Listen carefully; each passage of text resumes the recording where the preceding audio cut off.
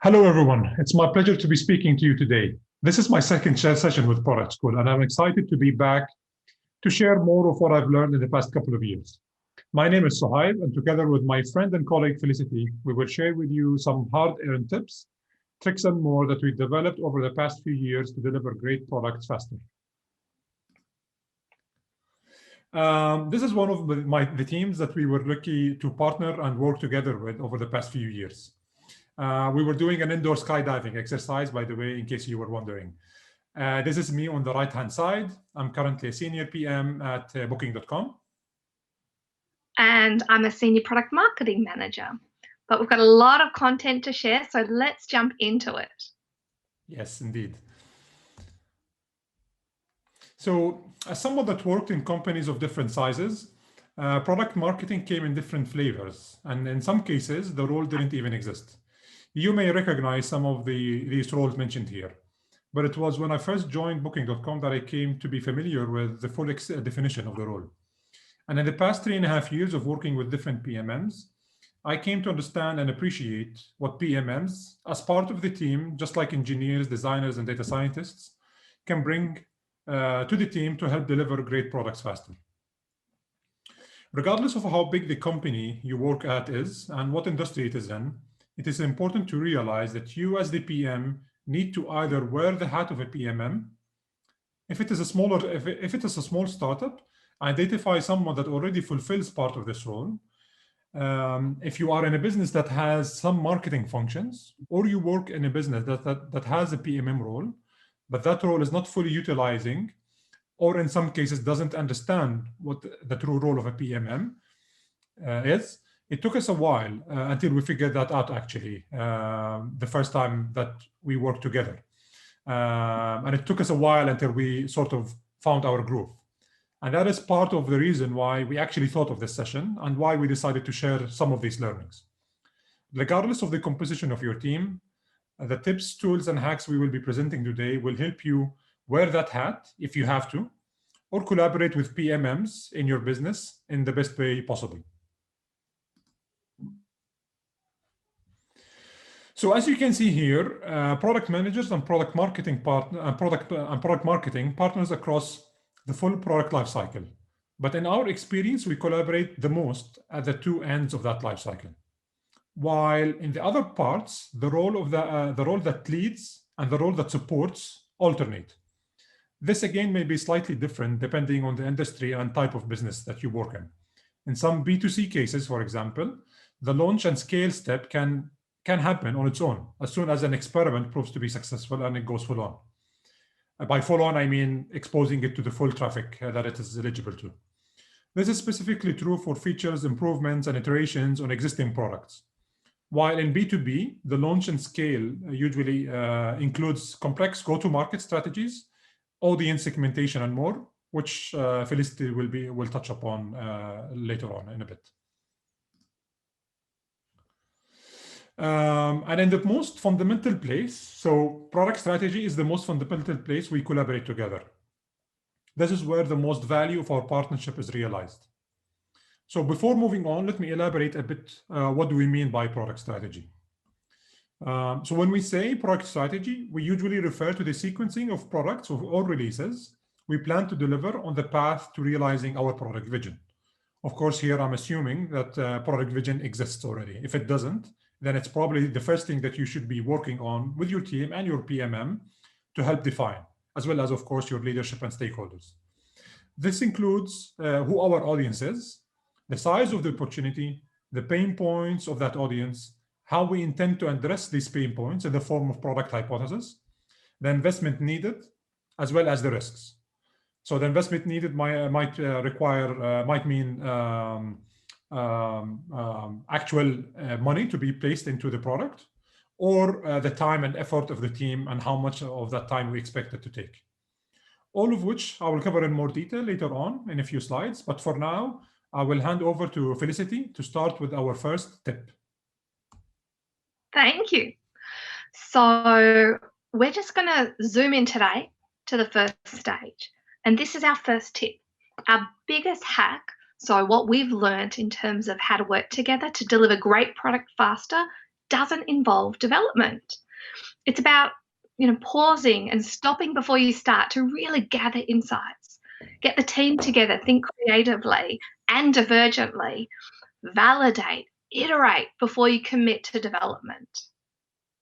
And I really want to call this out because it's where I've observed the temptation for product teams to skip straight from a team brainstorm into development. Investing in the thinking and validation up front is highly recommended, especially for larger initiatives, NPD and B2B products. One of the ways we do this is to work well ahead of development. For instance, I could be working 2 or 3 quarters ahead of delivery on future product strategy, getting quant inputs from research, validating concepts and designs with potential target customers, while at the same time, I also need to be delivering the go-to-market for the current shippable product. Okay, next slide. Tip 2, know the problem. This is about having clarity on what problem you're solving for whom and why it's important to them.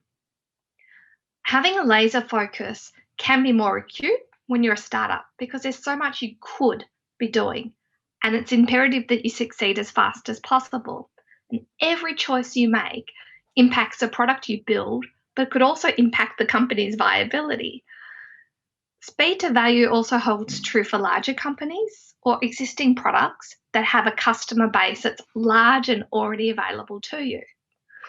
Your product still needs to succeed as fast as possible, and you still need to make conscious choices about who you're going to build for, and most importantly, in my experience, who you're not going to build for, who are you not going to prioritize in those choices that you make.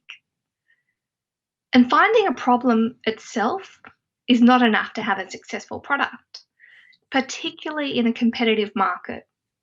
A problem alone doesn't tell you that there's a market opportunity. So Sohaib and I have used the Jobs to be Done framework to focus on solving underserved needs. That's where a need is not satisfactorily served. They're looking for choice. And the reason why focusing on underserved needs is important is because change can be really tough.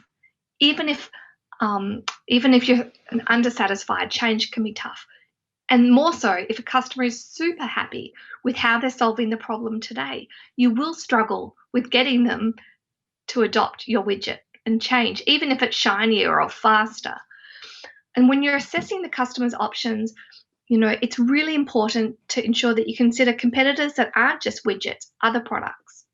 For instance, in some of the digital transformation work that I've done, the biggest competitor wasn't a widget. It wasn't a product that was built. It was actually paper. And so getting the product right to really capture that market opportunity was not about replacing that piece of paper, but really understanding and improving the whole workflow that surrounded it and knowing the job to be done that was associated with the paper. And finally, a common view of the customer is super important, not just for what you build, but also for how you build it. And it will inform the decisions that the team in UX and copy, for instance, make every day. Again, your research can provide great insights to really help understand what the customer does and how they work and interact with your product. An example I have here is knowing previously that customers were using a particular product on their mobile phone, and they were using it to do small tasks at times throughout the day, for instance, when they were commuting. So based on this information, we made sure that we were focusing on mobile first and delivering and designing features in a way that could be easily snacked on during the day just with your thumb. So some of the tools that we do for this is segmentation. This creates that common language and really helps map where your customers, what groups that they fall into, what are the segments you're serving, and how are you actually going to approach those segments, because you start with your target market. And this is what I say to the teams is, who are you building for? How do I know who to test and validate with? How do we know how to optimize a design? Because we really need to have that common understanding of a target market. And that then holds true all the way to messaging and go-to-market strategy, the channels that we choose. Bringing that to life in a value proposition canvas has also been super useful as a framework of going deeper and understanding a common view of the pains, the gains, and focusing on needs, not just as what we want to build as a product team. Sometimes hypothesis statements are useful here, depending on how the team chooses to work. And then Sohaib and I brought it all together into a one-page document. So this pulls together that strategy in the page, and it brings everything together from the vision, the strategy, and your go-to-market plan. And what's really cool about this sometimes is not just that one-page document, but again, the process that it facilitates, the alignment and the conversation. So what we often do is capture our thoughts into the document and make sure we share it ahead of time with our key stakeholders that we need to get alignment and input from. And we encourage them to add questions to that same document. And then we use our time together to talk about their questions and not the product strategy. It's also then a good reference for the team when we kick off development. Okay, moving on to tip 3, follow the money. Now you know what problem we're solving and for whom. And we've also realized that there's multiple segments that we need to cater for. So for instance, I spoke about platform use, but it could also be geographical differences. We've found that sizing the commercial opportunity for each segment has helped really sequence high value segments and understand what could we get from the target market and how quickly we need to move on to our serviceable market. But we also take it one step further when we work together and we size each opportunity across each segment, and that then helps inform the roadmap sequencing, which Sohaib will cover later. Finally, for faster products, it's not faster coding. It's really about faster speed to value, fast speed to product market fit. And value delivery is not just about what you develop and when you develop, it's also about when you can deliver it to customers, understanding what's going on in their business and when the right time it is to ship. For example, your feature might be ready to ship in December, but your customers are closed for an extended holiday break. It's not the right time to go to market. And in a subscription business, it's super critical because it's about timing your value delivery well ahead of a renewal decision point or any price changes. So following the money, it's not just about following who you're building for and where the biggest segment of value is, but also when you are building and releasing value. So here's some of the tools we used. On the left is what I call a money tree. It's just a visualization of our product strategy and the opportunities we have in each segment and the size of each of those opportunities. So it could be your funnel or it could be, different initiatives that you undertake. And it really helps show where the high value branches are. And what I really like about this visual is that over time we come back and we update it and we can really show our impact and show our progress against value. There are also prioritization and sequencing tools, not just about opportunity sizing. So we've established the business impact, and what we really use now is customer impact, how many customers will be benefiting from it, but also the effort, the development effort, or the go-to-market effort as well. We take that into consideration. And when there's some disagreement between stakeholders, and sometimes it's between Sohaib and myself, what we do then is we have conversations about what do we feel from each of our frames of reference is a must or a should or a could. And then we discuss those trade-offs. And sometimes we've even got more creative when we have a bigger gap to close in terms of alignment. And we do what I call a dueling roadmap, where Sohaib might have a roadmap and a view, and I'll create a competing visualization. And then we really can discuss and moving around those blocks of time, the trade-off. It's also really great to bring other stakeholders into that and get empathy for how hard a roadmap can be and the choices that you make. And in my experience, this is really useful, particularly when you might have a lot of tech investment or bugs that you need to prioritize, because that's often the conversation about how much time should be allocated to those and the impact on feature delivery is where the alignment needs to happen. And so here, having that guiding principle and agreement that following the money can really help in those instances. Perfect. Thanks, Flick. So indeed, now moving to tip number 4, working the plan. So as I've sort of alluded to earlier, it all starts with a product vision. A clear product vision guides you and your team towards what you want to accomplish. This is usually a vision that is set for 2 to 3 years and serves as your North Star. Once you have your product vision and have outlined your product strategy using the size of the opportunity that I mentioned briefly and explained in more detail by Felicity in tip number 3, as well as the risks, product hypothesis, etc., we use the opportunity sizing to highlight your biggest themes and bets. The themes can aid your storytelling. It's how you bring life to your backlog by having a rallying point for your team and stakeholders. Themes are your biggest bets, and they go into one of the most important PM tools and outputs, which is the product roadmap. In a product roadmap, it is important to remember to avoid a feature-driven one and focus on outcomes and learnings, as well as business impact that are the result of what your team is going to be working on. So for example, Q1 can be all about improving onboarding to decrease churn. And notice how I've said, what is the outcome here? It's not just about onboarding, it's also about decreasing churn. Q2 can be about monetization and so on, because your stakeholders are not really interested in the features that are driving this impact. It's more about what is the impact or what is the outcome of whatever features you're planning to build. An outcome-driven roadmap provides context, as I mentioned, for specific items on the roadmap and their prioritization, while also simultaneously ensuring that the product strategy is both communicated and consistently pursued. Everything is on the roadmap for a reason, and the reason is well understood and the goal is measurable. This is very useful for your team as well, of course, and as well as your stakeholders who might be checking your roadmap initially and across the year as the roadmap and the time progresses.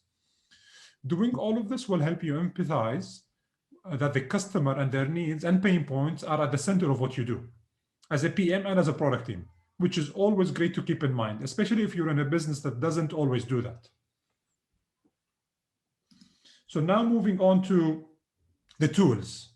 And as I mentioned, it starts with a product vision. So we're assuming here that you have a product vision set that is for 2 to 3 years. From that product vision, we outline our roadmap and our strategy.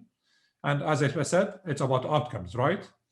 From that roadmap, we go into a bit more detail, which is initiatives that go into these themes, the epics and your sprints. And this all happens, what we usually do is we wrap all of that around OKRs. So OKRs, for those who don't know what they are objectives and key results. These are set usually on a quarterly basis. And objectives is where we explain what is it that we want to accomplish to give our stakeholders and our team a sense of direction. We don't mention numbers and metrics in objectives. And objectives, beneath those objectives are key results, which is where we mention what is the outcome that we want to achieve. And we always have metrics and numbers there. So this is sort of the guidance of what do we expect to achieve and how do we track our progress and how we do achieve to make sure that we're moving in the right direction. And all of this is being driven by our backlog. So over here, this might be different between if it's an NPD, a new product that you're developing, versus a product that already exists and the team has been working on already. As a PM, if it's a new product, it's usually something that you would be working with your PMM and researchers and designers to be a few months ahead of that quarter to define what could be in our backlog, what could be our hypothesis to achieve the theme of that quarter.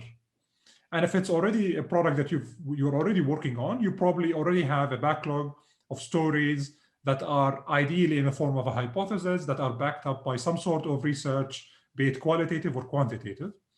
And that is sort of how we build our roadmap and build our quarterly objectives.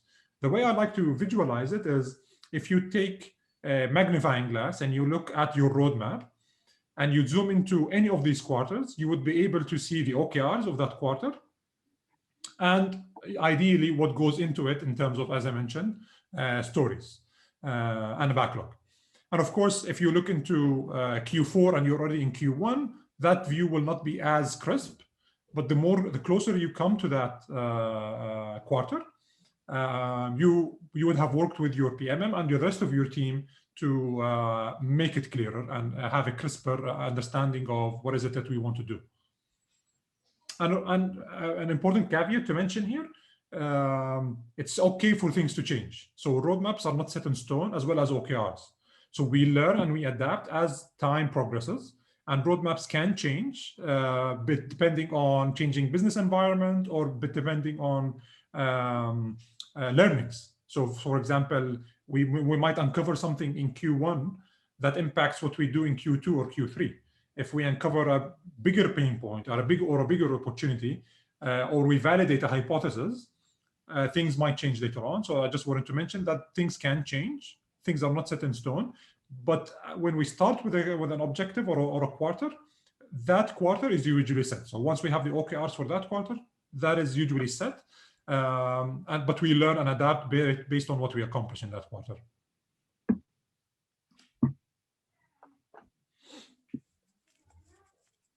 Back to you, Felicity, for finding your groove. So our final tip 5, is finding your groove, because at the end of the day, we're just people. And, we've come from different backgrounds, we've got different frames of reference based on that experience and even culture. And that influences our daily work. So it's really about finding a groove to work together. And that's something that, we've had to find over time. And it all starts, for us, it started with scope clarity, understanding the role that we need to do. And that role is particular to the business or even the product, life stage. And that understanding the scope clarity is just a starting point. That tells us overall what we should be doing and how we work together. But between a PM and a PMM, there is some overlap. And so we've taken it the next level down and done a RACI to really go into each milestone and understand who's going to be leading, who's responsible for each milestone, and who actually is supporting or executing. So for instance, things around, creating the design vision, briefing designers, undertaking research. Those are ones that we've said responsible is the PMM, because that enables us to work ahead of the development. Creating a common language is something we touched on, for instance, around segmentation. But it's also a common language of, how we're working together. So the framework that you see here on the left-hand side, for instance, is something that we use with the team. So we can easily call out and say, look, I think we're pushing too hard on quality, which means we might be taking a little bit too long to come to market, or going too deep on a particular feature. Or we could say, look, we need to push harder on time. We need to speed up our value delivery because we need to get to market before those customers go on their seasonal holiday. But practically speaking, and stepping away from processes and frameworks and those tools, coming back to the fact that we're just people, it could be really simple things about finding our groove and creating that momentum in how we work together, like going to lunch or sitting together and not being isolated based on our functional setup. Because at the end of the day, we need to work together and partner on that strategy and also influence the team to deliver against the OKRs. Okay, perfect. Thanks, Felicity. So indeed, let's try and recap what we've explained so far.